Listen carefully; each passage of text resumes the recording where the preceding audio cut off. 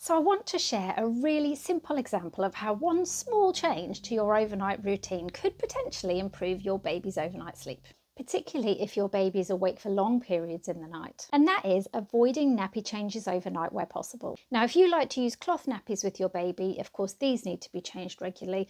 And if your baby does a poo, then of course that needs to be changed too. But in most cases, for the families who use disposable nappies, these do not need to be changed in the middle of the night. Now, this is an example of a thing that when we've had a few babies, we just know it automatically. But when people have their first baby, they don't necessarily know that this is a thing that they can do. So when I remember, I do like to check in and just see, is the baby having a nappy change overnight? Because that could be contributing to the length of the wake up that they're having. Other simple things that for me go without saying, but to others may not be so obvious, is things like, are you staying in the bedroom to feed your baby overnight, or are you going out to the front room and turning the light on? Some people also take off the sleeping bags. So again, another disruption for that little one.